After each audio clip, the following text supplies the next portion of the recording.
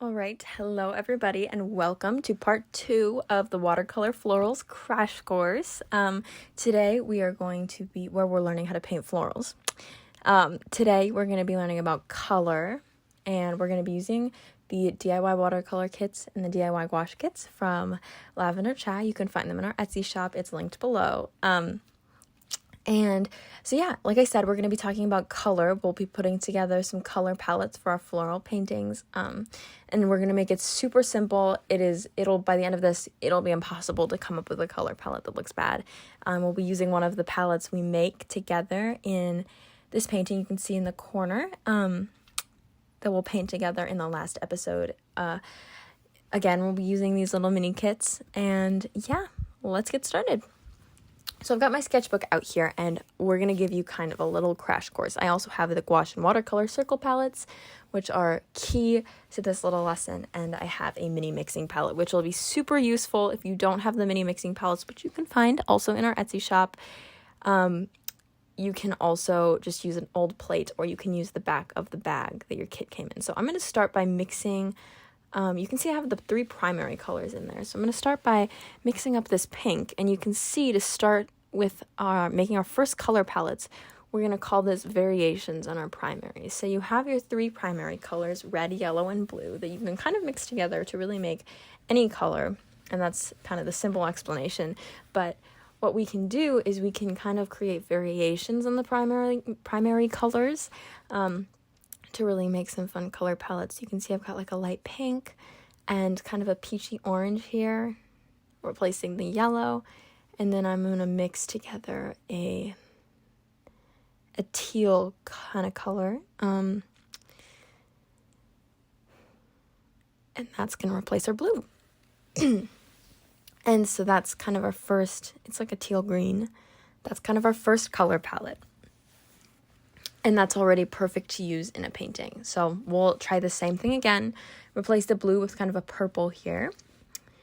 And let's see, what do we want to do? We'll kind of replace that red instead with that peachy orange. And for the replacing the yellow, I think we'll kind of stick to yellow and maybe go with like a dark yellow ochre, which is kind of like a brownish, a really dark yellow, which you can mix here by taking some of your yellows and oranges, and then we're going to go in and add a tiny bit of green, and we'll go in and add some purple, which if that doesn't really make any sense, I highly recommend you go and watch the DIY Painting Getting Started video, because that's going to give you a ton of basics on color theory and color mixing, which are going to help you a ton for this portion of the floral crash course. So I've got that nice dark yellow in there. And of course, we are also going to have green going with both of these palettes, but those are our first little color combinations. And so I think that is one way that you can make your color palettes. And so for the second method, we're going to be using the circle palettes that your DIY painting kits come with. And these are a fantastic tool, because not only are you using them while you're painting as a palette, you're also using it for reference while you're picking your colors. So here's the watercolor palette up close, and I'm going to show you kind of the little hack that I use to put together color palettes. You can see it's kind of in a color wheel, and we're going to use color wheel concepts with the circle palette. So we're going to pick one color to be our base color. So my first color, I think I'm going to go with that aqua teal. And I'm getting my brush wet here. And we're going to take that aqua teal and we're going to put that down onto our paper. So that is our first color. And then what we're going to do is we're going to look on either side of that aqua color, and we're going to pick one of those 2 colors. So we could either go with that dark ultramarine blue or that sap green. And I am going to go with that dark blue, because I kind of want this to be more of a blue palette. So we've got our first 2 colors there. And next, we're going to look at that pair of colors, and we're going to go to the opposite side of the color wheel. And you can see that it kind of makes this little rectangle shape with the 2 across from it. So we've got that red and the orange up there. You can see I'm kind of tracing the rectangle. What you're going to do is you're going to pick one of those two colors to be the third color in your palette, just whichever one you want. And that's, so you've kind of got a contrasting color in there. And so I'm going to go with the orange and put that down. And that right there is our third color palette. And of course, we're also going to go and add green with that. And you don't always have to use the shade of green straight from your palette. You can mix your own greens. Sometimes I think those actually look nicer is when you take the colors in your palette and, like I'm doing here, take the colors in your palette and make a shade of green with those, or a shade of brown. Your leaves don't have to be green. I mean, leaves come in a lot of colors. So sometimes that is a lot of fun to do too. You don't always have to stick with green or a certain shade of green for your leaves. So we'll do the next palette with the gouache little circle palette here. I'm going to pick red as my beginning color. We'll do this again. Start with one color and then we'll go look on either side of that. And I'm going to go with the brown, this burnt sienna, to the right of the red. Put that down as my second color. And then we're going to take that pair and go to the opposite side of the color wheel. We're looking at that cerulean and that ultramarine up there. And I think I'm going to go with the cerulean for this one. And that's going to be the third color in our palette.